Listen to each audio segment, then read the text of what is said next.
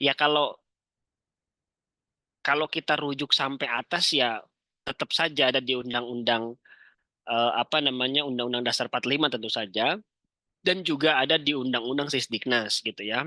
Tetapi yang langsung berdampak berkorelasi langsung dengan perlindungan guru itu ada di Undang-Undang Nomor 14 Tahun 2005 tentang guru dan dosen.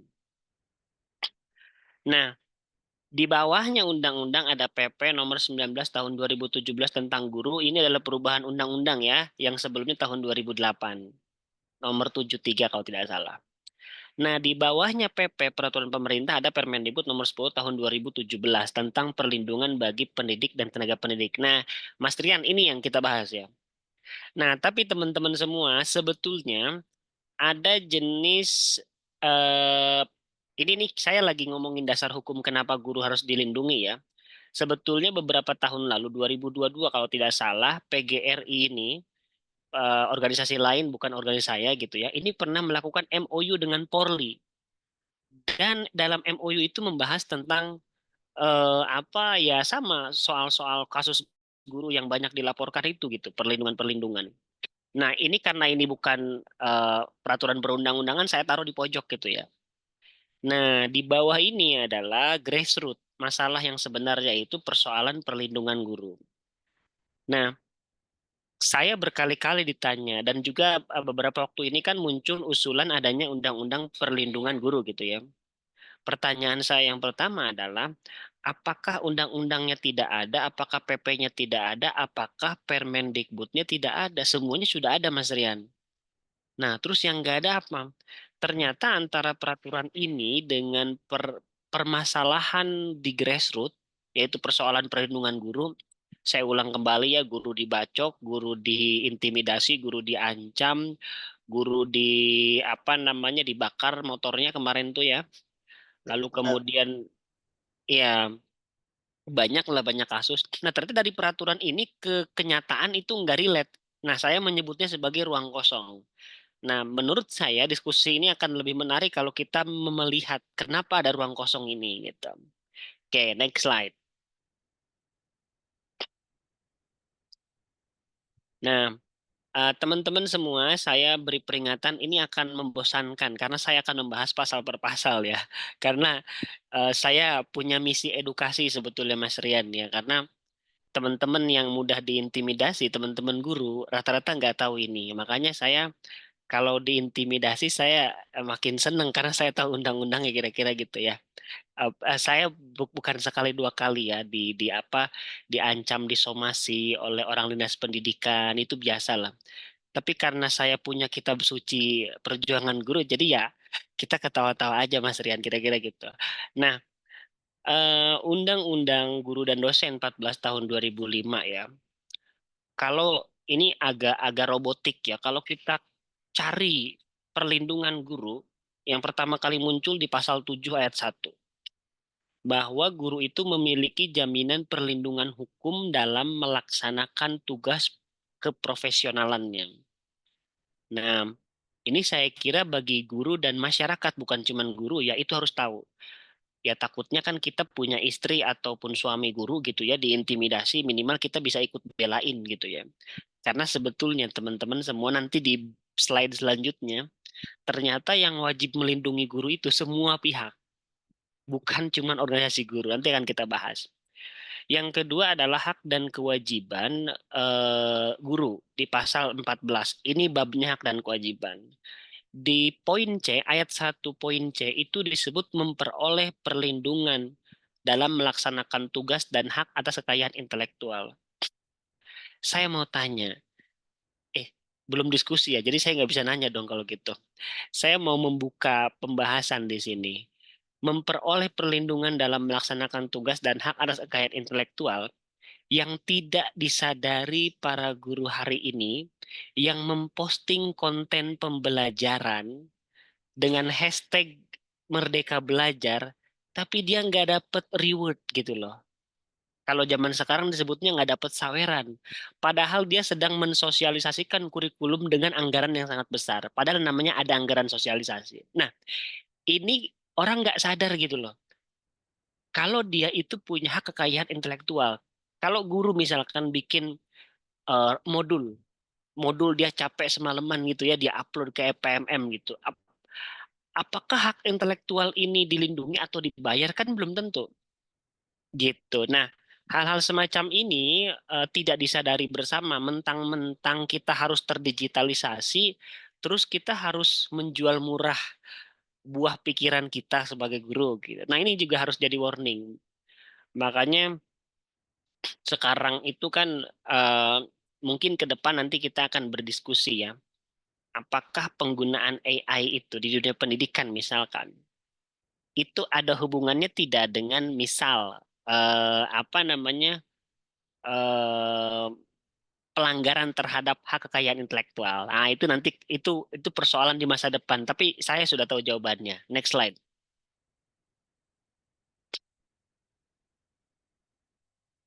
Nah, ini adalah pasal perlindungan yang benar-benar perlindungan. Nah, artinya memang babnya bab perlindungan di dalam Undang-Undang Guru dan Dosen. Yang pertama, ini lihat teman-teman ya, di ayat 1 pasal 39 ayat 1 di poin 1. Pemerintah, pemerintah daerah. Kalau pemerintah berarti pemerintah pusat ya. Masyarakat, organisasi profesi, satuan pendidikan berarti sekolah wajib memberikan perlindungan terhadap guru dalam pelaksanaan tugas. Misal nih teman-teman sebagai masyarakat ya, kalau ada guru diperlakukan seperti apapun, ternyata itu adalah sifatnya kewajiban. Bayangkan. Jadi se-Indonesia itu wajib melindungi guru ternyata. Nah, kalau teman-teman tidak tahu, saya wajarkan. Tapi masa guru nggak tahu gitu kan? Nah, ini saya kira kembali lagi ini kan. Ini juz 30-nya guru lah kira-kira gitu. Nah, yang kedua itu adalah poin 2 dari ayat 1 tentang perlindungan masih. Nah, ini sudah spesifik. Ini yang jadi nyawa dari Permendikbud nomor 10 tahun 2017.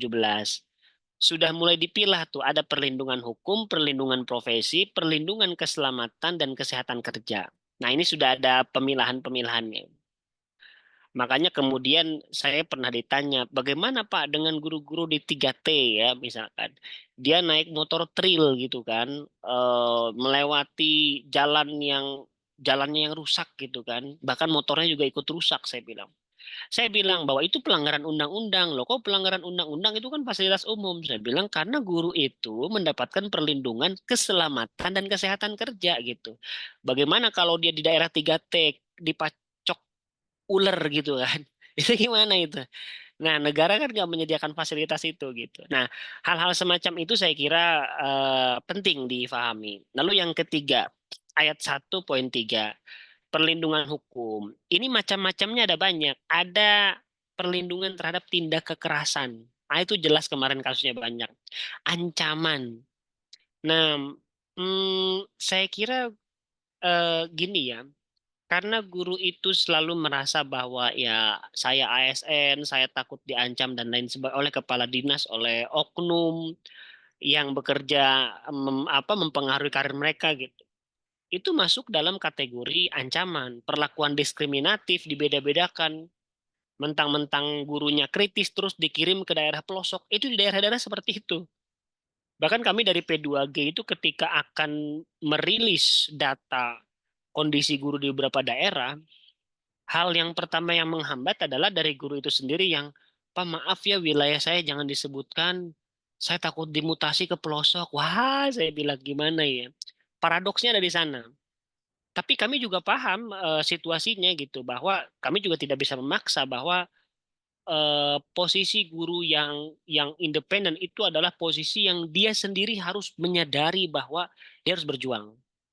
Makanya dalam strategi advokasi kita nggak akan pernah melakukan advokasi tanpa seizin orang yang kita advokasi. Dan bencana di dalam melakukan advokasi adalah ketika yang diadvokasi itu nggak mau diadvokasi. Dan itu kita banyak kasus seperti itu. Tetapi sekali lagi kita harus legowo. Karena kita nggak tahu kondisinya. Apakah dalam keadaan terancam, apakah dia itu takut kehilangan hal-hal baik dalam karirnya, dia masih lebih baik memilih diancam daripada kehilangan karir dan lain sebagainya. Jadi tidak bisa dipukul rata gitu. Jadi ketakutan para guru misalkan di dalam pertahankan pendapatnya, kebenarannya, itu juga kita harus mempertimbangkan kondisi di lapangan gitu. Jangan sampai maaf ya saya menggunakan kata ini, melawan tapi konyol gitu kan. Karena strategi advokasi seperti itu sudah ditinggalkan banyak kalangan.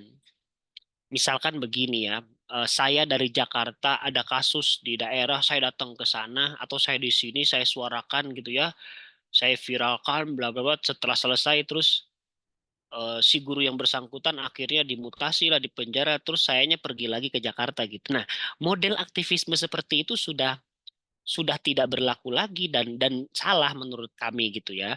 Makanya kita memakai strategi advokasi lain gitu yang lebih moderat, fleksibel. Artinya orang itu harus dipikirkan segala kemungkinannya. Bapak Ibu yang saya hormati, berurusan dengan hukum itu kita tidak hanya bicara soal apakah kita akan menang di pengadilan, tapi seberapa besar nafas kita akan tetap semangat gitu ya sampai titik darah penghabisan. Kita harus ngitung biayanya gitu. Walaupun biayanya nol gitu ya, biaya mental gitu supaya tetap kuat gitu sampai menjalani akhir. Dan itu harus kerjasama semuanya. Ada dukungan, dukungan dari lingkup yang sangat kecil, keluarga, masyarakat gitu, teman seprofesi dan lain sebagainya. Saya kira itu harus harus harus bersama-sama. Jadi tetap saja bahwa semua advokasi itu ada strateginya. Termasuk tadi ya perlakuan tidak adil dari pihak peserta didik, orang tua, masyarakat, birokrasi. Nah ini yang paling sering birokrasi. Birokrasi yang tidak adil misalkan. Nah, poin 4 dari ayat 1 ini perlindungan terhadap pemutusan hubungan kerja. Saya bisa banyak cerita banyak kasus ya. Tetapi yang tidak terlihat itu adalah kasus-kasus guru swasta yang sebetulnya ini masih menjadi PR kami juga ketika dilakukan PHK secara sepihak hanya karena guru tersebut dinilai terlalu banyak bertanya misalkan. Nah, kalau yang poin 4 ini terjadi di guru honorer di DKI Jakarta yang kena cleansing ya. Itu kalau saya cerita sih agak panjang ya. Saya pendekin begini. Pertama begini, jujur saja mengadvokasi guru honorer itu orang-orang udah pada males sebetulnya. Tidak ada yang mau. Kenapa Bapak Ibu? Kenapa coba? Yang pertama, statusnya bagaimana? Diakui oleh BKN? Tidak. Diakui oleh daerah? Tidak. Hanya diakui oleh kebesaran hati kepala sekolah. Jadi tidak ada dasar hukum yang langsung yang itu akan menjadi dasar melindungi si guru honorer tersebut gitu. Nah, tapi bagaimana kalau keadaannya begitu? Nah, ini juga tergantung ideologi kita dulu. Kita niat ngebantu apa enggak? Maka kemudian kalau kita niat membantu, maka argumentasinya harus diciptakan. Dan itulah kenapa kami dari P2G tidak sendiri gitu. Kami berdiskusi Bapak Ibu tiap malam, mungkin seminggu 2 kali mungkin ya. Kadang mengadakan pertemuan juga dengan LBH Jakarta misalkan. Gimana nih cara melindungi teman-teman itu supaya mendapatkan haknya? Karena kami menganggap cleansing guru honor DKI Jakarta itu bisa jadi best practice. Bagaimana cara mengadvokasi. Jadi kalau namanya guru itu ya dari yang makmur lah ya, ASN, P3K, PNS, dengan ada tunjangan, dengan ada tunjangan daerah dan lain sebagainya, guru swasta yang agak mending menengah ke atas gitu. Nah, yang guru honor yang di bawah ini memang dari sifat legalitasnya agak agak susah ngebantunya. Tapi gimana? Ya tergantung ideologi kita. Kita mau ngebantu apa enggak? Maka argumennya diciptakan. Nah saat itulah kami berdiskusi. Kita melihat asas yang lebih tinggi. Kira-kira dengan apa ya kita bisa mempertahankan ini? Bapak Ibu harus tahu ya bahwa ketika cleansing guru honorer itu mencuat di publik ya, kita juga menggunakan strategi tentu saja. Strategi advokasi, litigasi, non-litigasi, bagaimana cara menciptakan opini ini di udara, di darat, di lingkungan, menjaga kerahasiaan, gimana caranya mempublikasi ini tanpa membuka data pribadi, gimana caranya, bayangkan Bapak Ibu, ada media nasional pengen wawancara gurunya, tapi gurunya nggak mau disebutin namanya, mukanya diburemin. Ada yang nyari-nyari, kepala sekolah nyari-nyari siapa nih guru honorer yang berkhianat yang melaporkan kami gitu. Itu kita kucing-kucingan. Gimana caranya melindungi itu? Dan itu kerja keras Bapak Ibu, siang dan malam. Kita nge-zoom lagi, kita ngobrol lagi. Nah, itu adalah salah satu best practice. Bapak Ibu tahu nggak kemenangan guru honorer DKI Jakarta yang kena korban cleansing? Itu mengakibatkan 2.500 kepala sekolah negeri di DKI Jakarta itu dikumpulkan di Veldrom. Veldrom itu stadion. Itu langsung dikoordinir oleh PJ Gubernur agar segera merapihkan data mana guru honorer mereka supaya diseleksi melalui seleksi daerah itu namanya KKI. Mungkin di daerah lain namanya honorer daerah. Nah, itu bisa jadi best practice. Belum ada dalam sejarah guru honorer bisa memaksa kepala sekolah untuk berkumpul. 2.500 Bapak Ibu. Nah, tapi ini bukan untuk kami sombongkan, tapi untuk kami contoh bahwa melawan itu bisa, tapi harus pakai strategi. Terus bagaimana guru-guru itu percaya diri? Ya kami berdiskusi. Iya, dalam satu sesi kita sebutkan ada namanya pasal perlindungan guru gitu. Kan ada hal-hal di sekolah yang dianggap lazim, tapi sebetulnya melanggar undang-undang. Nah, setidaknya walaupun itu terjadi di sekolah, kita tahu itu pelanggaran. Sehingga ketika ada kesempatan untuk mengembalikan ke keadaan semula yang benar, kita tahu mana jalan yang benar. Jangan sampai kita hanya berbasis kebiasaan gitu ya. Karena sudah terbiasa maka dianggap ya sudahlah gitu. Nah, oleh sebab itu Bapak Ibu, jadi pemutusan hubungan kerja ini memang dilindungi oleh undang-undang. Tetapi kemudian kalau kita melawan peraturan di bawahnya, apalagi di level perda, itu memang agak sulit. Tapi ini nyawa bagi guru-guru dan dosen nanti di pasal yang lain ya. Bahwa tidak bisa kita semena-mena gitu ya melakukan pemutusan hubungan kerja kepada guru. Yang kelima adalah perlindungan, keselamatan, dan kesehatan kerja. Seperti yang saya sebut tadi ya, resiko, gangguan keamanan, kecelakaan, kebakaran, dan lain sebagainya. Next slide.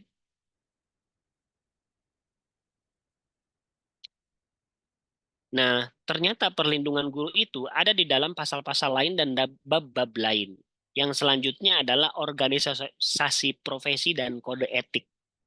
Jadi Bapak Ibu, organisasi profesi juga punya punya punya semacam fungsi ya, yaitu untuk melindungi profesi guru. Lalu dalam hak dan kewajiban hampir sama juga, yaitu harus melindungi guru yang sedang melaksanakan tugas. Lanjut. Nah, bagaimana guru yang sedang melaksanakan tugas untuk dan berhubungan dengan hak dan kekayaan intelektual? Yang pertama, kenapa harus mendapatkan perlindungan dalam melaksanakan tugas? Karena itu adalah bentuk rasa aman. Jaminan keselamatan dari pemerintah nih, lihat nih. Jadi guru kalau ngajar itu membutuhkan jaminan keselamatan pemerintah, pemerintah daerah, satuan pendidikan, organisasi profesi guru, atau masyarakat sesuai dengan kewenangannya masing-masing. Nah, sesuai dengan kewenangannya masing-masing. Yang kedua, rasa aman dan jaminan keselamatan dalam melaksanakan tugas. Nah, sebagaimana ayat 1, yaitu perlindungan hukum profesi keselamatan dan kesehatan kerja. Yang ketiga, masyarakat on-road, organisasi profesi guru saya sebut on-road ya, on-road pemerintah dan Pemda saling membantu dalam memberikan perlindungan. Sebagaimana maksud ayat 1 yaitu perlindungan ya tadi terhadap guru. Nah, ini Bapak Ibu yang tidak terjadi di kasus-kasus guru di Konawe Selatan. Pemda itu harusnya membantu. Pemerintah pusat itu harusnya memberikan bantuan. Salah satunya melihat bantuan hukum. Ini enggak gitu.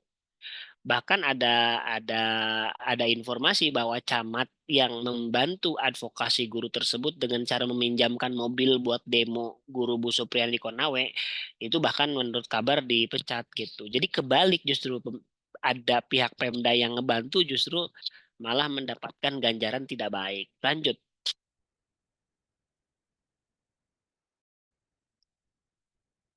Nah, ini masih hal yang sama, tetapi sedikit berbeda. Bagaimana dengan perlindungan hukum? Perlindungan hukum yang tadi ya, ancaman, diskriminasi, kekerasan, guru berhak mendapatkan perlindungan profesi, pemberian imbalan yang wajar. Ya. Jadi kalau kalau kita pikir pemberian imbalan yang wajar ya, kita eh, kita ngisi PMM sampai malam ya di rumah masing-masing. Ketika ngisi PMM itu kan kita bekerja untuk pemerintah lah kita. Karena pemerintah kalau PMM-nya, maaf ya Bapak Ibu ya, PMM itu adalah aplikasi yang hari ini dipakai oleh guru untuk mengupload berbagai karya bukti nyata, aksi nyata gitu, yang dituntut oleh kementerian. Nah itu kan kerja, itu dihitung nggak sih? Nah kalau kita mau rinci, ada pemberian imbalan tidak wajar gitu. Apa yang tidak wajar ya? Tidak wajar karena ya tadi ya apa namanya ini berkaitan juga dengan korupsi sebetulnya ya. Ada yang ngasih nggak wajar ataupun kita dikasih tapi nggak wajar. Ini harganya nggak semurah ini loh gitu kira-kira gitu. Lalu guru berhak mendapatkan perlindungan keselamatan kerja ya itu saya kira sudah jelas. Lanjut.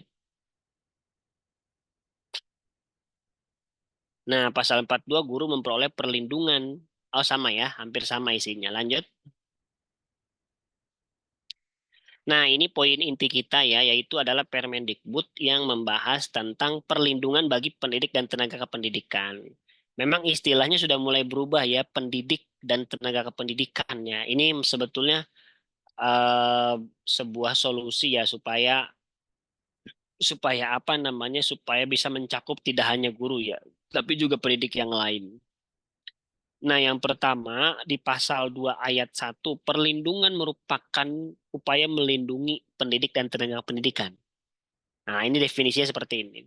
Perlindungan sebagaimana dimaksud yaitu hukum profesi keselamatan kesehatan kerja dan atau hak atas kekayaan intelektual. Saya sangat senang bagian kekayaan intelektual ini karena di era digital kita itu mengalami perampokan hak kekayaan intelektual sebetulnya tanpa kita sadari.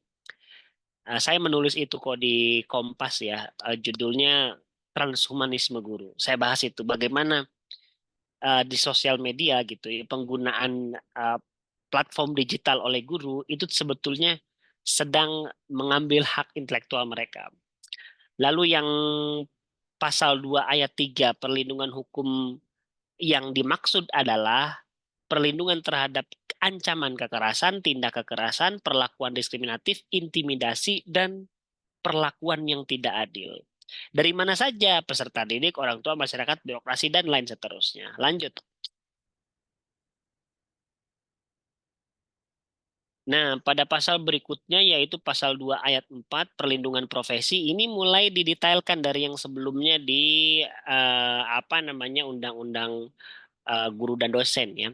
Yaitu yang pertama pemutusan hubungan kerja yang tidak sesuai. Bapak Ibu pernah dengar siapa tuh yang di Jawa Barat tuh saya apa ya namanya saya lupa ya. Saya Puji atau saya apa ya. Dia punya pondok pesantren. Saya Panji Gumilang kalau nggak salah. Mohon diklarifikasi ya, dia punya pondok pesantren kalau tidak salah. Nah, Syekh Panji ini punya pesantren, pesantrennya itu ya sekolah lah ya, ada ratusan guru. Nah, ratusan guru itu 116 itu dipecat. Dipecat. Terus mereka mengajukan gugatan ke PT UN dan menang. Nah, problemnya sekarang kita kan selama ini guru itu di bawah yayasan berarti dia perjanjian kerjanya itu adalah perjanjian kerja antara yayasan dan guru.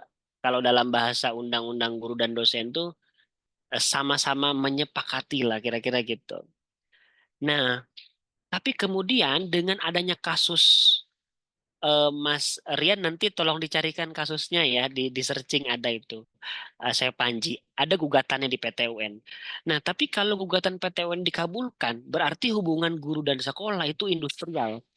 Kalau dia hubungannya industrial, berarti UMR berlaku di guru. Nah, kalau UMR bisa berlaku di guru, kenapa tidak berlaku UMR guru untuk seluruh Indonesia? Hanya untuk kasus Syekh Panji saja gitu. Ini juga masih debatable ya. Karena di dalam rancangan RUU Sisdiknas tahun 2022 kami dari P2G ikut karena kami kecewa juga RUU itu kita tolak gitu. Karena apa?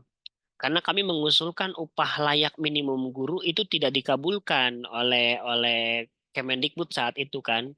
Makanya sejak saat itu kami satu satu kata tolak RUU Sisdiknas. Ya bagaimana? Kita senang undang-undang Sisdiknas itu berubah, kita senang karena kita akan memasukkan hal-hal baik gitu. Tapi kalau itu tidak dimasukkan, ya ngapain? Malah undang-undang tunjangan guru tidak ada, hilang pasalnya. Undang-undang perlindungan guru yang kita bahas tadi, karena undang-undang Sisdiknas yang kemarin akan dibahas itu, yang dulu 2022, itu dia bikinnya mini omnibus law, itu istilah kami ya. Omnibus law tapi mini, jadi tiga undang-undang dijadiin satu. RUU Sisdiknas, undang-undang guru dan dosen, dan undang-undang perguruan tinggi. Tapi yang baik-baik malah hilang, ya udah kita tolak gitu. Dan alhamdulillahnya tidak jadi ya di DPR-nya, langsung di-cut gitu. Setelah kami analisis ternyata eh, RUU Sisdiknas itu di apa dirubah ternyata hanya untuk melegalkan program-program Merdeka Belajar. Kan kebalik. Mana ada undang-undang ngikutin program, ada juga program ngikutin undang-undang. Nah, yang kayak gini-gini kita kita harus tegas ya. Bicara ke pemerintah tuh harus terang benderang gitu, tidak boleh abu-abu gitu. Alhamdulillah akhirnya nggak jadi. Tapi saya kasih bocoran dikit, kita sekarang sedang menyusun RUU Sisdiknas dan kita kawal supaya tidak mencela-mencelai kayak tahun lalu. Nah, di dalam perlindungan profesi guru itu ada pemutusan hubungan kerja yang tadi saya bahas ya. Ini hubungan guru dengan lembaga pendidikan itu industrial atau hubungan yang selama ini ya mengacu ke undang-undang guru dan dosen. Dia adalah guru gitu ya yang dengan perjanjian kerja dan lain sebagainya. Perjanjian kerjanya tuh beda sama industri ya. Dia nggak ada UMR-nya gitu kan. Dan yang di bawahnya saya kira sama imbalan tidak wajar, pembatasan dalam menyampaikan pandangan. Saya tuh punya mimpi begini. Tiba-tiba ada guru gitu ya memprotes kepala sekolah. Kepala sekolah, Anda kenapa tidak pernah merapatkan dana bos misalkan? Karena ada yang bilang dana bos itu hanya kepala sekolah Tuhan yang Maha Esa dan orang TU ya yang tahu gitu. Guru-guru rata-rata tidak tahu. Misalkan ya. Terus kita dilakukan apa namanya besoknya ketika rapat guru tersebut tidak diajak. Nah, kira-kira apakah itu bentuk pembatasan dalam penyampaian pandangan? Iya, iya. Nah, guru-guru itu harus mengingatkan kepala sekolah, maaf Pak, kepala sekolah Bapak sudah melanggar Permendikbud nomor 10 tahun 2017 pasal 2 ayat 4 di poin C, pembatasan dalam menyampaikan pandangan. Wah, kalau semua guru kayak begitu tuh asik menurut saya gitu ya. Jadi kira-kira nggak akan apa namanya nggak akan macam-macam lah gitu ya terhadap guru gitu. Meskipun realitanya sekali ngomong begitu langsung ya, langsung dimutasi, langsung disingkirkan dan lain sebagainya. Tapi itu adalah proses gitu. Dan kalau itu tidak dilewati ya kapan lagi guru akan independen gitu. Nah, lalu yang ke pasal 2 ayat 5 misalkan perlindungan dan kesehatan kerja ya. Saya kira itu sama lah hampir mirip. Next slide.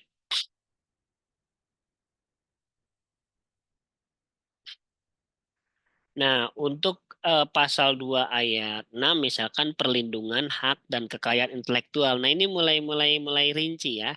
Yang pertama hak cipta dan yang kedua hak kekayaan industri. Nah, ini mulai rinci nih. Saya punya pikiran begini teman-teman ya. Kalau kita perhatikan perlindungan terhadap guru tadi ya hukum, profesi, apalagi tuh perlindungan keselamatan dan kesehatan kerja dan yang di bawah itu kan hak kekayaan intelektual ya. Kalau semua hak guru sudah terpenuhi, kesejahteraan sudah, perlindungan hukum, profesinya bagus gitu ya, kompetensinya naik. Nah, kita nanti kalau guru di Indonesia itu sudah berkualitas semuanya, nanti kita hanya akan ribut gitu ya di perkara hak cipta dan hak kekayaan. Bayangkan semua guru itu sudah berkualitas semua, rate-nya bagus, maka kita sudah di level hak cipta gitu. Guru membuat inovasi ini, oh mungkin ada keributan sedikit dan lain sebagainya. Itu di level itu tuh sudah di level reproduksi pengetahuan. Nah, tinggal kita akan membahas. Nah, ini hak ciptanya, kekayaan siapa dan lain sebagainya. Saya punya mimpi seperti itu dan saya kira kalau kita sudah sampai di level itu, saya kira pendidikan kita sudah dianggap maju. Tapi kayaknya masih jauh ya. Tetap semangat. Pasal 3 ayat 1 perlindungan guru. Nah ini, teman-teman coba perhatikan ini. Siapa sih yang berkewajiban melindungi guru? Pemerintah. Pemerintah daerah. Ada di dalam kasus tersebut pemerintah daerah, misalkan ada guru dipanggil polisi, bupatinya menelpon biro hukum. Halo biro hukum, tolong lindungi ada guru dilaporkan ke polisi, berikan pendampingan hukum secara gratis ya. Kan mestinya begitu, atau rekomendasi dari dinas pendidikan supaya ada pendampingan. Hubungi pengacara ya, pengacaranya yang gratis, yang lembaga bantuan hukum misalkan. Lalu satuan pendidikan sekolah, nah sekolahnya harus melindungi gitu. Melindungi itu maaf ya, bukan melindungi dalam arti menutup-nutupi kasus. Bukan itu beda.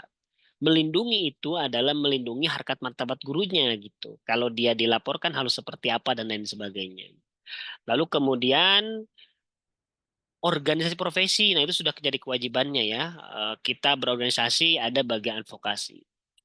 Tapi teman-teman saya membaca sebuah penelitian yang dilakukan RISE ya. RISE itu lembaga program riset di Indonesia. Itu pernah mengkritik salah satu organisasi profesi guru. Maaf saya sebut PGRI, itu penelitian mereka ya.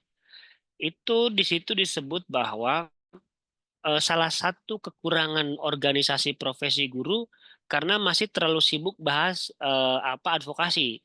Sedangkan peningkatan kompetensi kata penelitian tersebut itu jarang dilakukan gitu. Meskipun kita bisa bela balik gitu. Gimana mau ngomong kompetensi gitu ya. Orang nasibnya aja terombang-ambing gitu. Ada beberapa penelitian juga saya lihat di luar di Amerika misalkan justru menyalahkan organisasi profesi yang sangat ketat di dalam memperjuangkan hak hak guru. Jadi malah dianggap masalah gitu, bagian dari masalah. Gitu. Pertanyaannya kalau tidak diadvokasi, apakah dengan demikian pendidikan akan meningkat? Kan belum tentu juga gitu. Nah ini yang harus kita buat argumentasinya. Lalu juga ada yang harus melindungi dalam masyarakat. Ya masyarakat itu semuanya keluarga, teman, tetangga. Kamu punya saudara guru gitu ya, kamu lindungi gitu. Itu bagian dari perintah undang-undang yang dalam turunannya adalah Permendikbud nomor 10 tahun 2017. Lanjut.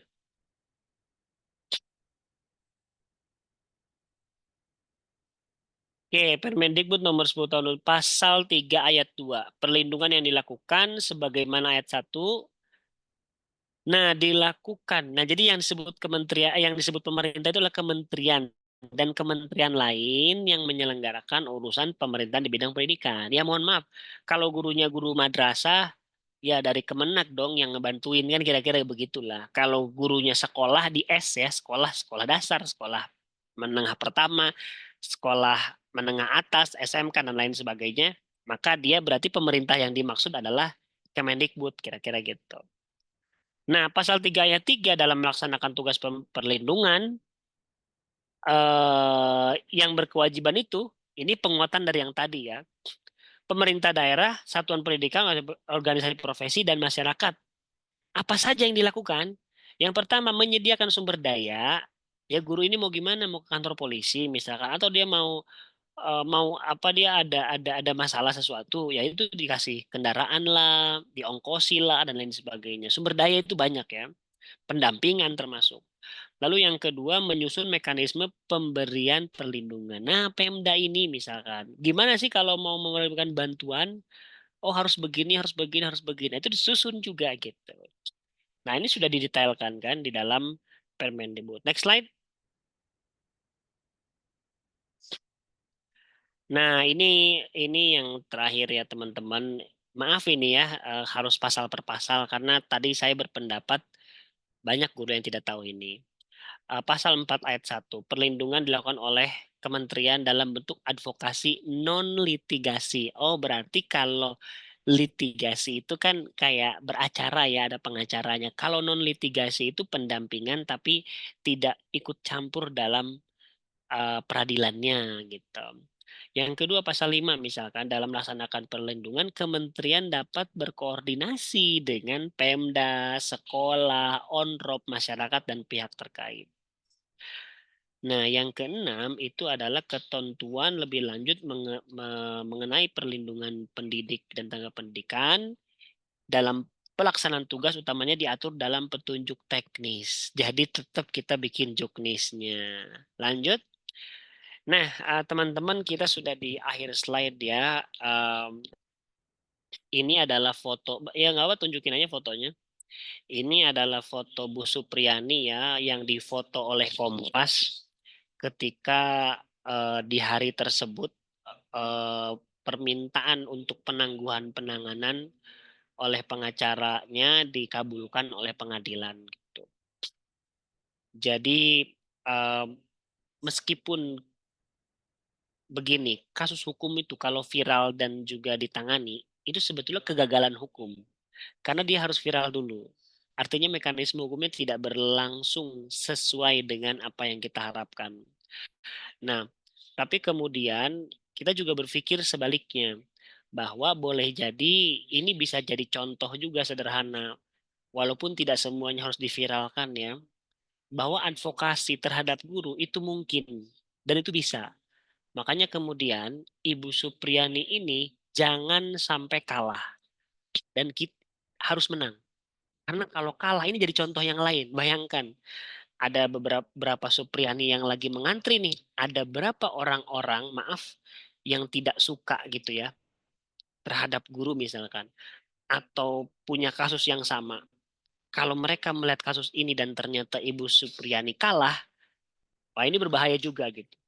Kita tidak akan mendapatkan best practice. Jadi menurut kami, kasusnya ada banyak, dalam setiap kasus perlindungan guru, demi kepentingan advokasi guru, guru tidak boleh kalah, guru harus menang. Itu dari saya. Allahumma fiqh motorik. Assalamualaikum warahmatullahi wabarakatuh. Waalaikumsalam Waalaikumsalam warahmatullahi warahmatullahi wabarakatuh. wabarakatuh. Terima kasih Pak Iman atas paparannya luar biasa. Kita simak tadi Bapak Ibu. Pertama tadi terkait kasus yang Panji Gumilang ya Pak Iman. Itu di salah satu pondok pesantren terbesar di Jawa Barat. Memang kontroversial dan ternyata saya baru tahu kalau ada kontroversi soal pemecatan guru bahkan. Sudah Saya lihat tahunya kan? kontroversi Iya. lain. Kita tahunya yang kemarin-kemarin ya. Ya, betul. Ternyata Iya, ada kasus karena pemecatan 19 guru. itu jadi diskusi kita, Pak. Kok PT UN-nya hubungan industrial ya, kita aneh saat itu. Ya, betul. Ya, baik Bapak Ibu, itu paparan dari Pak Iman. Ada banyak hal tadi yang bisa kita simak, termasuk misalkan terkait perlindungan guru itu tidak hanya perlindungan hukum ya, ada perlindungan profesi, ada perlindungan keselamatan kerja, dan juga ada perlindungan eh, apa tadi keselamatan kerja dan hak kekayaan intelektual. Nah, barangkali Iya, nanti keselamatan dan kesehatan kerja. ya, ya baik keselamatan dan kesehatan kerja. Jadi ini mungkin yang jarang sekali dibicarakan ya karena kita banyak fokusnya terkait perlindungan hukum. Karena kalau perlindungan hukum grade-nya agak lain ketika ada guru bermasalah dengan hukum sehingga fokusnya tentu lebih banyak ke sana. Baik, selanjutnya kita akan buka sesi diskusi. Bisikan dari teman-teman panitia ada hadiah menarik bagi yang aktif bertanya. Jadi kami persilakan barangkali untuk sesi pertama 3 penanya dulu. Silakan untuk raise hand.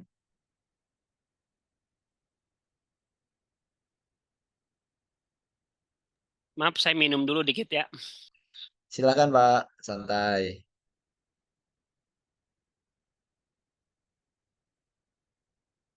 Ya, nampaknya belum ada yang raise hand. Silakan Bapak Ibu barangkali ada yang ingin boleh berpendapat juga, boleh berbagi cerita, dipersilahkan.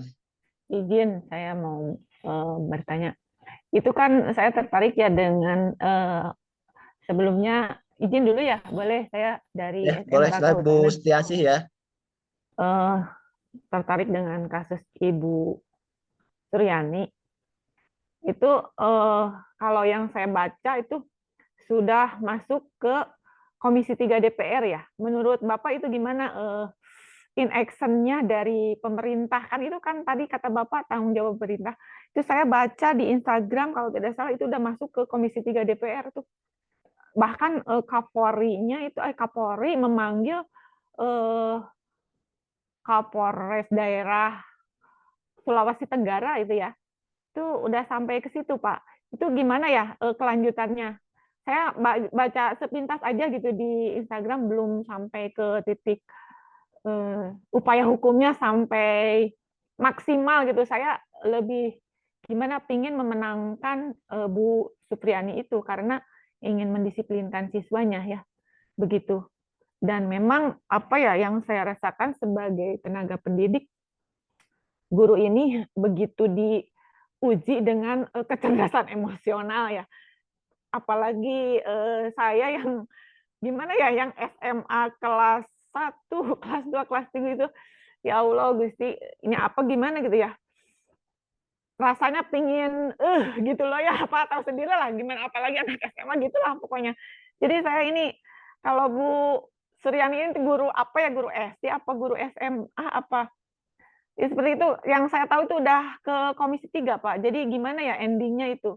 Mungkin saya butuh paparan atau apa sharing ya dari Bapak atau dari teman-teman semua. Terima kasih, Bapak. Baik, terima kasih Bu Setiasih. Kita tampung dulu ya. Tadi inti pertanyaannya tentang apa kasus Bu Supriyani di mana ternyata sudah sampai ke Komisi 3 ya. Betul, Komisi 3 salah satu urusannya adalah urusan hukum gitu ya. Nanti mungkin minta tanggapannya di Pak Iman bagaimana apakah Komisi 3, saya belum tahu juga nih apakah memang sudah ada pemanggilan dari Komisi 3, kemudian konteks di pemanggilan seperti apa. Mudah-mudahan memang jadi kabar baik ya ketika Komisi 3 sudah turun tangan. Selanjutnya tadi ada Pak Agus Yuda yang mengangkat tangan. Raisen, silakan Pak Agus Yuda, barangkali ada pertanyaan.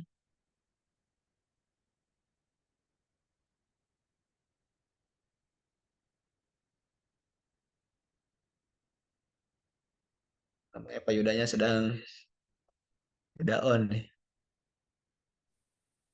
Atau boleh dijawab dulu Pak, barangkali tanggapi dulu sebelum kita menunggu jawabannya, pertanyaan yang lain. Silakan. Iya, eh, ibunya kemana hilang? Ada saya Oh ada. monitor. Oh Ya, iya, Pak. nggak di highlight aja biar kayak dialog gitu ya. Oke Bu, makasih Bu. Iya betul Bu. Emang tantangan kita sekarang luar biasa ya. Saya ngajar anak SMA juga Bu. Jadi ya begitulah ya. Mereka kan hampir dewasa dan wah ya kalau dapat kelas yang apa yang agak hiruk pikuk ya itu berbeda dengan kelas yang anak-anaknya yang sudah nurut. Pasti pasti ada perbedaan seperti itu. Nah, pertama saya sampaikan Bu ya, kasus ini terjadi di Konawe Selatan terhadap seorang guru dan Ibu Supriyani ini adalah anggota PGRI. Nah, kebetulan PGRI dan P2G ini kita sama-sama organisasi profesi guru sejajar.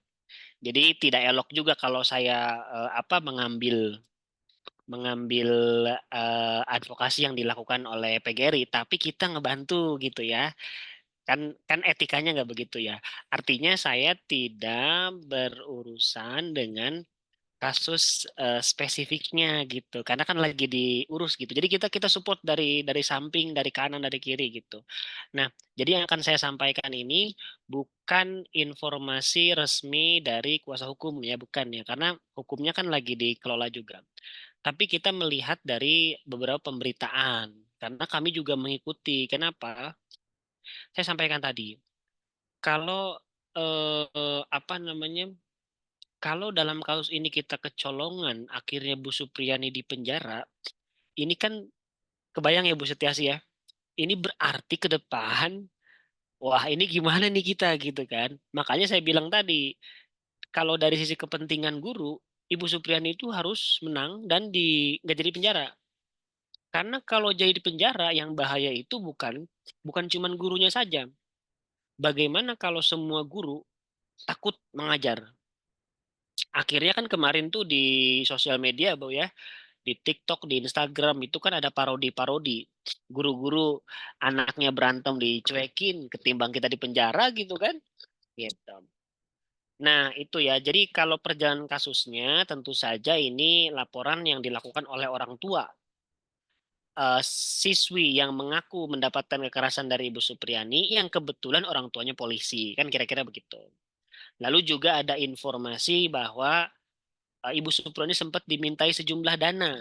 Nah, ini ada di Kompas gitu ya, yaitu 50 juta. Ibu Suprianinya masih honorer, sudah ikut seleksi P3K, belum mendapatkan formasi. Honorer, suaminya petani, di penjara, diminta duit 50 juta. Nah, kebayang kan? Nah, inilah yang sebetulnya membuat akhirnya masyarakat bereaksi ya, termasuk kita juga masih profesi guru. Jadi duduk perkaranya seperti itu, Bu. Nah, 2 hari yang lalu, eh sorry, 2-3 hari yang lalu, itu Bupati Bupati Konawe Selatan mencoba mendamaikan. Nah, jadi dipanggil terus menandatangani surat bahwa dalam surat tersebut tidak akan diumbar-umbar lagi lah kasusnya gitu kan. Nah, selesai bikin surat pernyataan seperti itu, ternyata Ibu Supriani mencabut suratnya sendiri karena dikatakan dia dalam paksaan dan lain sebagainya. Per hari ini pengacaranya Bupati Konawe Selatan itu melayangkan somasi kepada Ibu Supriani. Jadi Ibu Supriani sekarang dapat kasus baru lagi nih, disomasi lagi. Jadi persoalan tambah runyam. Tadi pagi saya juga ditanya oleh beberapa media gitu. Bagaimana dengan kasus yang Bupati tadi? Nah, sebetulnya pertanyaannya adalah bagaimana kalau terjadi kasus seperti ini? Nah, kita bedah yang ideal nih, Bu ya. Bu Setiasi, ini yang ideal nih. Ketika terjadi kekerasan di lingkungan sekolah, itu harusnya sudah dikelola oleh tim PPK. Mungkin Ibu tahu ya, tim PPK ya. Beberapa waktu ini kan di sekolah-sekolah kita membentuk tim pencegahan kekerasan. Nah, nanti naik lagi kalau ini tidak sanggup ditangani tim PPK, ditangani oleh Satgas Satgas PPK yang ada di level Dinas Pendidikan. Nah, kalau ini dipaksa untuk menjadi pidana, kita tahu sendiri sudah ada surat edaran dari Kapolri bahwa tidak semua pidana ringan itu harus dijebloskan ke dalam penjara. Pernah dengar nggak Bapak Ibu? Surat edaran Kapolri itu ya. Nah, itu namanya restoratif justice. Jadi sebelum itu kasus dimasukkan ke penyidikan, dua belah pihak itu didamaikan. Oleh siapa? Ya oleh yang bisa mendamaikan seperti pengadilan, tapi di luar peradilan ya, kepolisian gitu. Lalu memang kalau ketahuan Anda salah gitu ya, tapi Anda nggak mau dipenjara gitu, ya udah pakailah mekanisme restitusi. Misalkan yang korban itu meminta sejumlah dana gitu. Nah, itu restoratif justice. Mestinya seperti itu, tapi kami tidak yakin kalau yang Ibu Supriyan itu seperti itu. Karena misalkan komunikasi yang dilakukan oleh Bupati misalkan itu setelah masuk pengadilan. Untuk apa ngobrol lagi, Bu? Kalau udah sampai pengadilan kan? Ngobrol itu di luar pengadilan, bahkan di luar kantor polisi. Polisinya mendamaikan dulu. Bapak Ibu ini ya, tolonglah berdamai aja gimana caranya. Nah, itu restoratif justice. Ya udah Bapak Ibu bayar aja tuh obat lukanya sekian gitu. Itu restoratif justice. Nah, kalau sudah pidana yang tidak bisa dimaafkan, maka itu masuk. Kenapa ini menjadi viral? Karena lewat begitu saja penyidik, sidik, penyidik, jaksa, sampai pengadilan lolos. Nah, makanya kemudian Mas Rian, kami menduga ya dari P2G, jangan-jangan undang-undang guru dan dosen ini tidak difahami oleh para penegak hukum. Jadi misalkan begini, Mas Rian punya anak eh, eh, terkena kekerasan lah ya di sekolah misalnya, tapi ini amit-amit ya misalkan. Nah, lalu kemudian dilaporkan ke polisi, ya polisinya hanya ya udah itu pemukulan pasalnya sekian, udah dia tidak mempertimbangkan ada undang-undang guru dan dosen. Makanya kemudian kami dari P2G pernah bilang begini ketika 10 tahun Pak Jokowi gitu kita ditanya oleh media, apa pandangan P2G? Pandangan kami jelas bahwa untuk menangani kekerasan itu tidak bisa sendiri. tidak bisa guru sendiri, tidak bisa sekolah sendiri, tidak bisa dinas pendidikan sendiri, tidak bisa Kemendikbud sendiri. Itu harus lintas kementerian dan lembaga. Apakah itu cukup? Tidak. Contohnya yang kasus Ibu Supriani. Bagaimana mungkin Polri sudah bikin nota kesepahaman dengan PGRI, sudah bikin surat edaran restoratif justice, tapi ketika ada kasus, ya pidana murni aja gitu, lurus dilaporkan penjara gitu. Berarti kita juga dalam saran P2G, kita juga harus melibatkan aparat penegak hukum di dalam kerjasama untuk menangani kekerasan di lingkungan pendidikan. Supaya penegak hukum itu tidak hanya mengikuti tren. Jadi gini, kesadaran akan kekerasan kita itu meningkat. Orang tua tahu tuh mana yang namanya kekerasan atau bukan. Tapi peningkatan kesadaran bukan pada pencegahan, tetapi pada penanganan. Misal, wah anak saya lecet nih, laporin ke polisi, selesai. Tidak seperti itu. Nah, masalahnya adalah tren saat ini seperti itu. Maka kemudian menurut kami, kalau melihat kasusnya Ibu Supriani dari polisi, jaksa sampai pengadilan, kasus ini terus berjalan lancar, berarti undang-undang guru dan dosen Mas Rian tidak dipertimbangkan sama sekali. Dugaannya dan apa namanya dan solusinya berarti kita itu harus melakukan sosialisasi ini kepada aparat penegak hukum. Jangan-jangan mereka tidak paham. Kenapa harus KUHP terus pidana gitu kan? Nah, ini yang saya kira apa namanya penting sekali untuk kita apa kita rencanakan depan supaya tidak ada. Tapi juga begini Mas Rian, kita apresiasi kan tadi disebutkin oleh Ibu Setiasi ya, ketika ada dugaan apa namanya dugaan pemerasan ya, minta uang 50 juta kan polisinya langsung dipanggil ya Polda. Itu kita apresiasi, bagus. Lalu Komisi 10 memanggil itu juga bagus, tapi dalam konteks Permendikbud kita tidak membahas Komisi 10. Kenapa coba?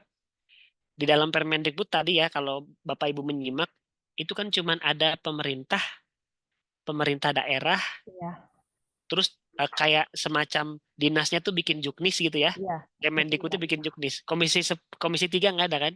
Iya, nggak ada, Pak. Tuh. Karena ada Permendikbud, tidak ada Permendikbud, kita itu bisa ke Komisi 3 apa kapan saja. Tidak ada masalah itu. Karena kan Komisi 3 ini kan perwakilan rakyat bagian hukum dan HAM kan. Nah, artinya tidak diatur. Jadi kita mengadu ke komisi, ke DPR RI, itu tidak diatur.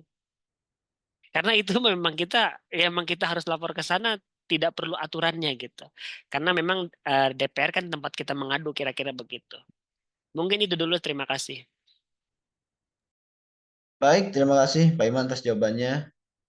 Demikian Ibu Setiasi atas jawaban dari Pak Iman terkait perkembangan kasus Supriani dan kaitannya dengan langkah dari Komisi 3 ya. Kita apresiasi mudah-mudahan segala bantuan yang sudah ditunjukkan, segala support untuk Bu Supriani membuahkan hasil sehingga beliau bisa kembali bertugas dengan sebagaimana mesti. Silakan barangkali Bapak Ibu pertanyaan selanjutnya barangkali ada.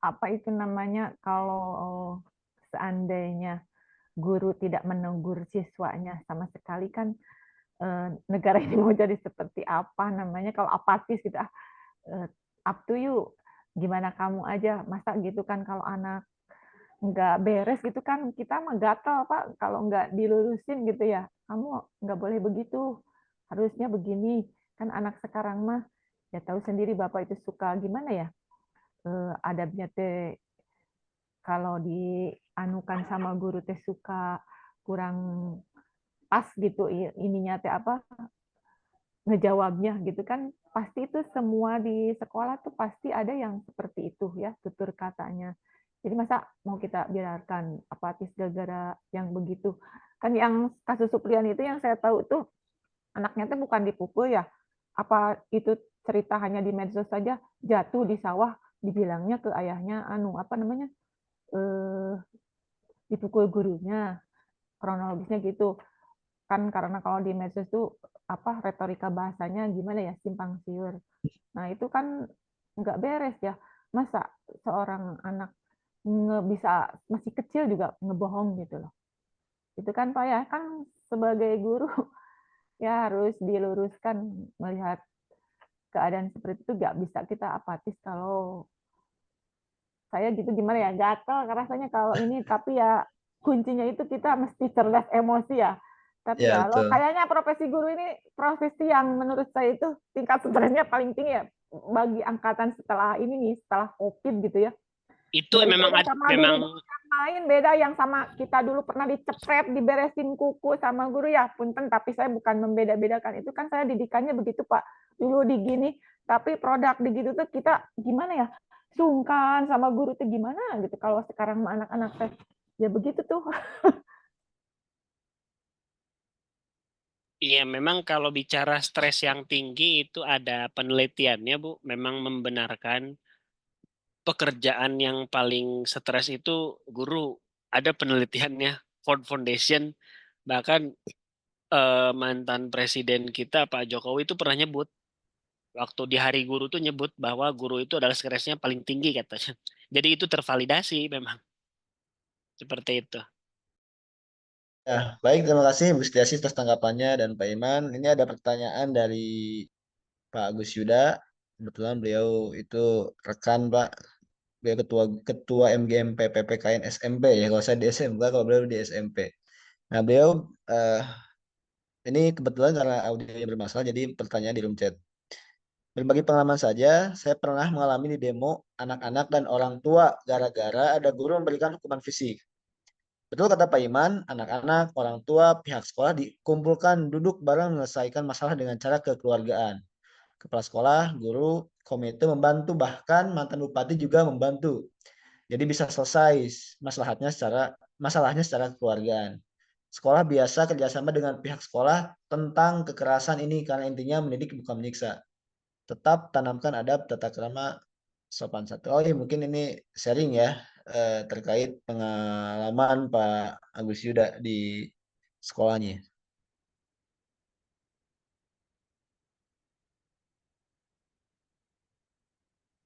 Ya, terima kasih Pak Agus Yuda atas sharingnya. Jadi memang penting kerjasama antara sekolah dengan pihak komite, dengan orang tua, dengan termasuk mungkin dengan eh, apa tokoh-tokoh. Jadi disebutkan mantan bupati juga. Nah, kebetulan ada kasus lain juga Pak Iman di daerah saya, teman guru sudah sempat dilaporkan dan alhamdulillah selesai karena memang viral.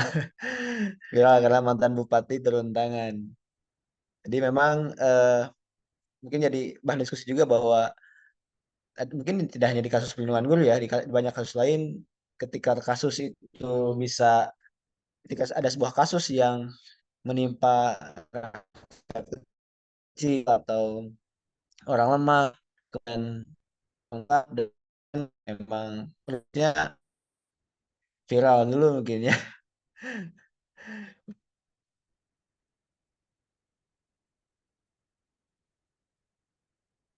Ya, Bapak Ibu, barangkali ada pertanyaan lain selain dari Pak Gus Yuda dan dari Bu Setiasi. Terima kasih Bu Setiasi dan Pak Gus Yuda. Kalau tidak ada pertanyaan lain, mungkin Ibu teman-teman panitia, ya panitia, ya silahkan Bu Ade Yuni untuk menyampaikan pertanyaan atau mungkin pendapat atau sharing. Silahkan. Ya, bismillahirrahmanirrahim. Assalamualaikum warahmatullahi wabarakatuh. Waalaikumsalam Terdengar suara warahmatullahi saya, Pak? wabarakatuh. Terdengar jelas. Oh, iya. Bapak, mohon maaf, mungkin saya panitia, tapi saya mau bertanya. Eh, Sebetulnya tadi saya mau bertanya terkait apa mungkin solusi apa. Jadi kalau misalkan selama ini yang kita lihat itu adanya advokasi atau usaha untuk menyelamatkan guru dari jerat hukum ketika tersandung kasus. Cuman yang mau saya cuman tadi Bapak sudah menjelaskan bahwa mungkin saja menurut Bapak memang aparat-aparat saja belum memahami gitu undang-undang ini. Itu saya sangat sependapat karena menurut saya agak mungkin kalau misalkan penanganan yang sekarang itu menyelamatkan guru dari tidak dipenjara. Tapi kan nama baik, terus waktu yang tersita, belum lagi viral kemana-mana atas kasus yang tidak mengenakan itu sangat sebetulnya tidak bisa dibayar dengan apapun gitu Pak. Kalau boleh milih kan mendingan jangan ada gitu yang kayak gitu. Nah, eh, terkait dari P2G ini atau mungkin entah lembaga apalah yang mungkin yang Bapak tahu, apakah usaha untuk memberikan pemahaman terhadap terkait undang-undang ini terhadap aparat-aparat hukum itu sudah dilakukan gitu Pak dengan maksimal atau belum gitu? Karena menurut saya memang betul Pak, saya setuju sangat penting untuk dilakukan pemahaman itu supaya apa? Supaya ketika ada laporan ini mungkin bisa diatasi dulu di lingkup kecil ya di kepolisian atau di polsek mungkin ya Pak. Karena kalau sudah melebar kemana-mana, sudah viral kayak gini ya kasihan juga gitu guru-guru jadi betul Pak jadi tertekan betul kata Ibu Setiasi tadi banyaknya parodi-parodi di TikTok tuh bukan sekedar parodi sebetulnya karena itu mewakili sekali Pak bagaimana perasaan kita sebagai guru mau menindak anak juga takut bahkan teman sempat ada yang sharing juga beliau pernah mengingatkan melaporkan seorang anak terkait video asusila ke orang tuanya ternyata orang tuanya malah melaporkan balik dengan tuduhan melanggar privasi anak gitu Pak karena kan nemuin videonya di HP-nya gitu jadi emang serba salah gitu Pak. Nah yang mau saya tanyakan tuh itu sudah sejauh mana mungkin upaya entah itu dari P2G atau dari lembaga lain yang Bapak tahu untuk memberikan pemahaman lebih terhadap aparat hukum. Terima kasih, Pak.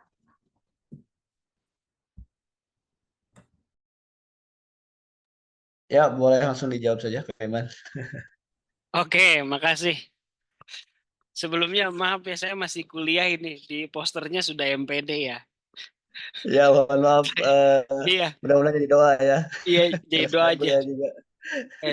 Tapi harus diklarifikasi ya. Belum saya masih kuliah ini. Saya nggak inilah, janganlah gelar itu jangan ini. Apa? Kalau sudah lulus aja lah baru kita pakai gelar ya. Karena saya termasuk nggak ini juga apa orang yang suka pakai gelar dilebih-lebihkan itu kurang baik menurut saya. Oke, tapi nggak apa ya itu kan masalah teknis ya Mas Rian ya. Tapi diklarifikasi takutnya kan kemana-mana. Oke baik Mas Rian terima kasih dan Bu Yuni saya mendengarkan tadi. Jadi gini Bu Yuni, jadi gara-gara kasus Ibu Supriyani dan kasus-kasus yang lain ketika guru itu langsung dilaporkan gitu ya langsung dipenjara, kami jadi berpikir tahu nggak sih terhadap undang-undang guru dan dosen gitu. Itu satu, jangan-jangan sudah tahu. Kalau sudah tahu dipertimbangkan nggak sih? Nggak dipertimbangkan. Nah, kalau nggak dipertimbangkan begini kan susah kita ya ngasih taunya gimana nih kan. Makanya kemudian kami punya ide bahwa oh penanganan kekerasan kita melibatkan semuanya. Makanya kita menyebutnya rencana aksi nasional P2G. Ibaratnya Bu, kalau kita diskusi itu FGD itu semua perwakilan ada dari kejaksaan, dari kepolisian. Dan kita sampaikan, kita tanyakan, kira-kira undang-undang guru dan dosen ya turunannya Permendikbud ini dipertimbangkan nggak sama polisi gitu. Kalau sama jaksa gitu.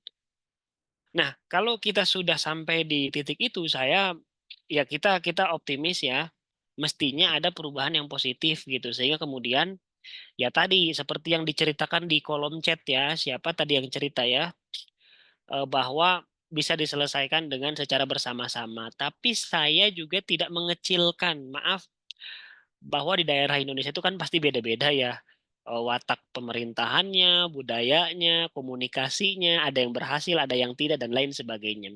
Tapi contoh baik ini saya kira bisa ditiru. Artinya apa? Mekanisme yang kita bangun selama ini di dalam pencegahan kekerasan di sekolah, di dalam Permendikbud nomor 10, itu kan sebetulnya kalau kita lihat ya secara detail substansinya, ini tuh kita disuruh ngobrol dulu sebetulnya, ngobrol dulu, ada kasus, semua pihak dilibatkan.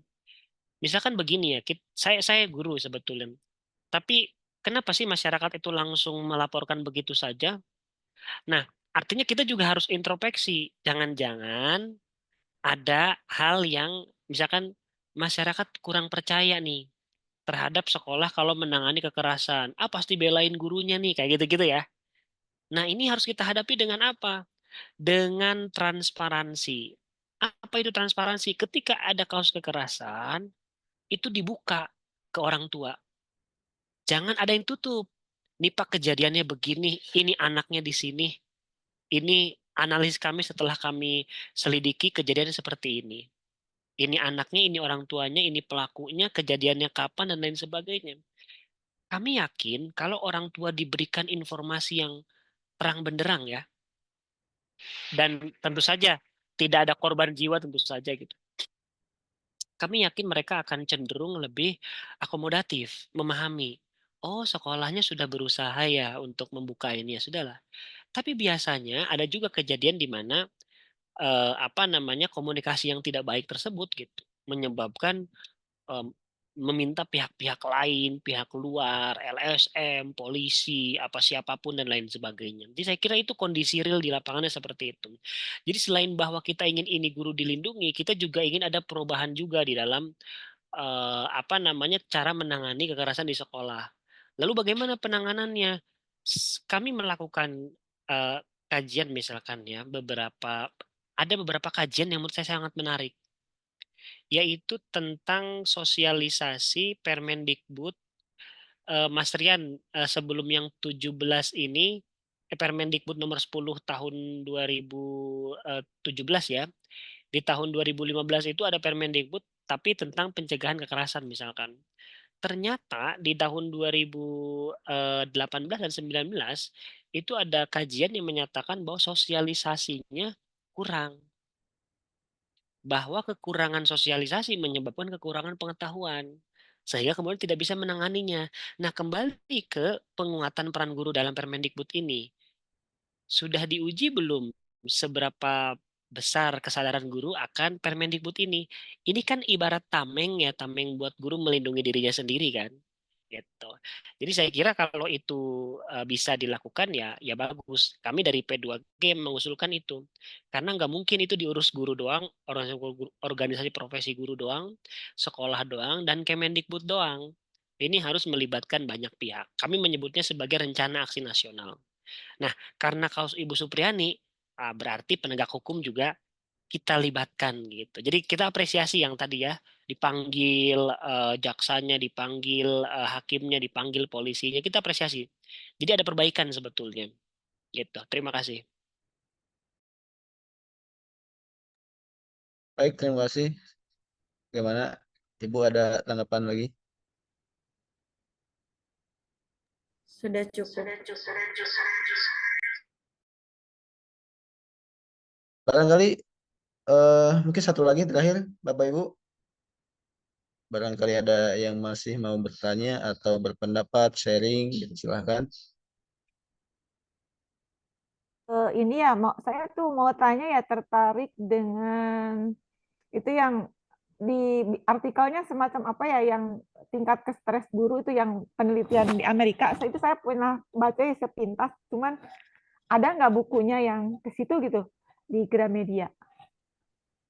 Penelitian yang Kalau penelitian seperti itu, biasanya digital juga banyak Bu PDF-nya. Nanti saya carikan deh.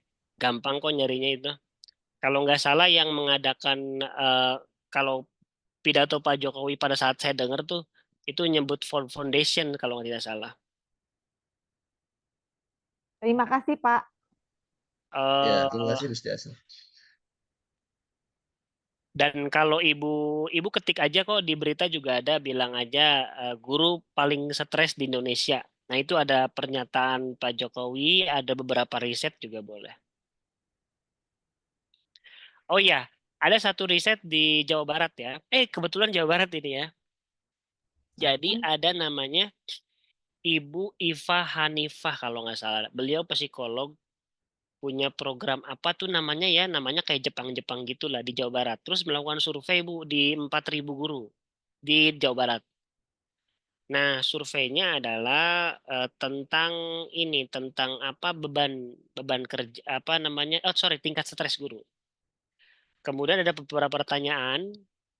Nah, dalam beberapa pertanyaan itu ternyata tingkat stres yang pertama guru, karena saya pikir guru stres gara-gara kesejahteraan ya, kurang uang gitu ya, dikejar pinjol. Saya pikir seperti itu, karena kan 42% masyarakat nih yang terjerat pinjol itu hampir setengahnya itu profesinya guru, Bu. Jadi teman-teman kita semua itu. Mungkin karena pay letter ya, saya nggak tahu. Nah, terus kemudian dalam dalam apa namanya dalam eh, dalam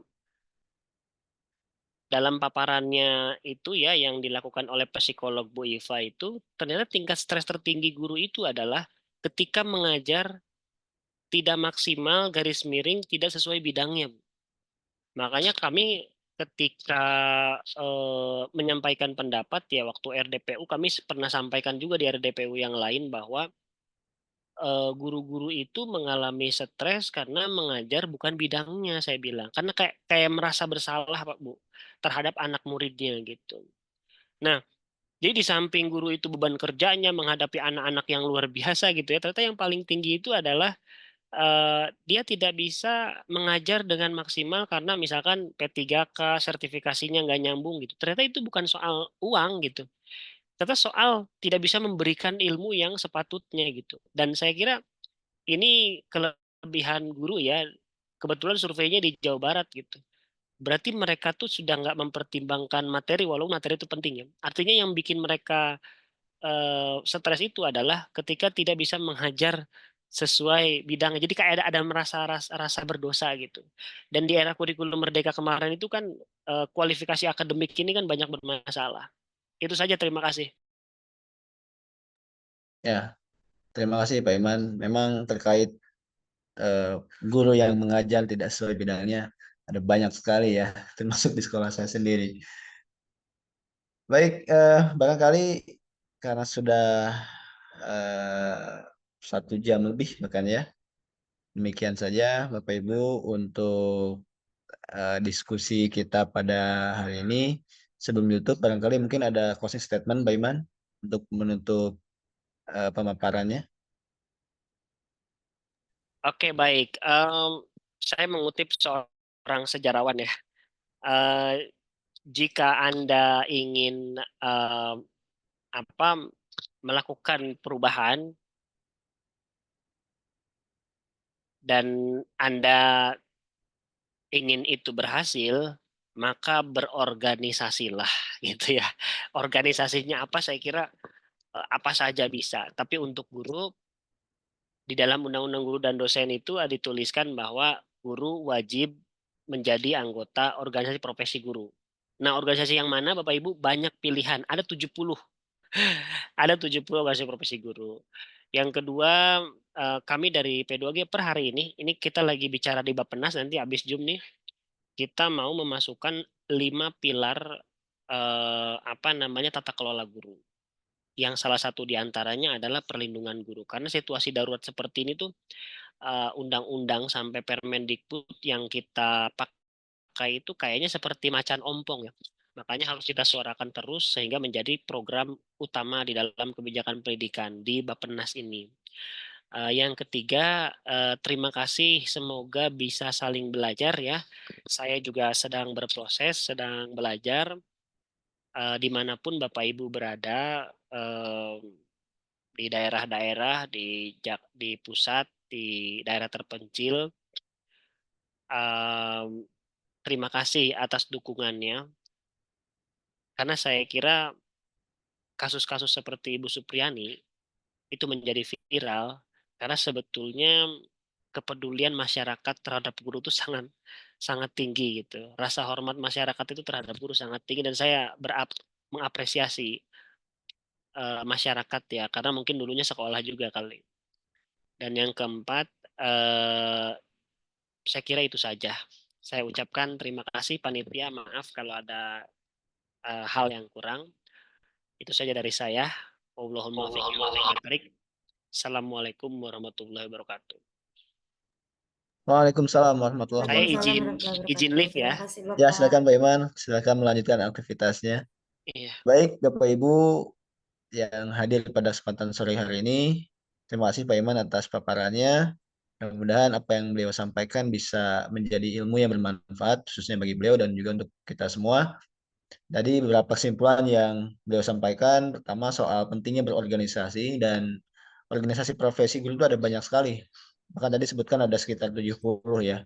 Yang saya tahu tentunya PGRI, ada IGI, ada P2G yang digawangi Pak Iman dan kawan-kawan, dan ada banyak lainnya. Jadi penting bagi kita berorganisasi agar ketika ada suatu hal yang apa ya istilahnya bermasalah dalam diri kita sebagai profesi atau teman-teman kita, minimal kita tahu harus seperti apa langkah-langkah yang harus dilakukan. Kemudian yang kedua yang tak kalah penting adalah kitanya sendiri sebagai guru harus belajar terkait ya misalnya terkait aturan hukum atau perundang-undangan yang berhubungan dengan perlindungan guru. Tadi oleh Pak Iman dibahas dari mulai undang-undang guru dan dosen, kemudian turunannya PP, dan kemudian Permendikbud nomor 10 tahun 2017. Sehingga ketika kita sudah paham, kita bisa menjadi agen bagi teman-teman yang lain. Dan tentunya kita tidak mengharapkan bahwa di antara kita atau teman-teman kita ada yang tersangkut masalah hukum ya. Nazulah min dzalik. Tapi mudah-mudahan sebagai bentuk pencegahan, sebagai bentuk pemahaman, tentu kita harus belajar supaya bisa membagikan pada teman-teman yang lainnya. Demikian mungkin paparan dari Pak Iman tadi. Saya sebagai moderator juga sudah memandu jalannya diskusi. Mohon maaf bila ada kekurangan, kesalahan ketika saya memandu. Sekian, terima kasih. Saya kembalikan ke MC, Ibu Sela. Terima kasih. Assalamualaikum warahmatullahi wabarakatuh. Waalaikumsalam warahmatullahi wabarakatuh. Baik, terima kasih kepada Bapak Rian dan juga Bapak Iman sebagai narasumber tentunya. Pemaparan materinya sangat menarik sekali ya, dan juga ini memberikan insight dan juga pencerahan bagi kita semua, para pendidik, agar tidak takut lagi untuk melaporkan beberapa kasus pelanggaran yang terjadi kepada kita sebagai pendidik. Oke. Sebelumnya saya ucapkan terima kasih banyak kepada para peserta atas kesediaannya untuk mengikuti acara webinar ini. Oke. Kami selaku panitia mohon maaf sebesar-besarnya apabila terjadi kesalahan, baik itu kata maupun teknis. Jangan lupa kepada para peserta untuk mengisi link presensi webinarnya dan juga mengisi email aktifnya karena untuk pengiriman sertifikat. Baik, saya ucapkan sekali lagi terima kasih kepada Bapak Ibu dan juga peserta yang sudah mengikuti kegiatan hari ini dan juga telah bergabung. Semoga pemaparan materinya dapat memberikan pencerahan dan juga manfaat kepada Ibu Bapak semua. Semoga Ibu Bapak semua dapat perlindungan dari pemerintah dan juga tidak mendapatkan kekerasan dari anak itu sendiri. Baik, terima kasih. Semoga semuanya sehat selalu. Saya ucapkan terima kasih. Wabillahi taufiq wal hidayah. Wassalamualaikum warahmatullahi wabarakatuh. Mangga Ibu Bapak boleh meninggalkan Zoom-nya. Jangan lupa untuk mengisi link presensinya. Terima kasih Bapak Ibu. Terima Pak kasih Bapak Ibu Yusef, semuanya. terima kasih Semoga Pak sehat Yusef. selalu.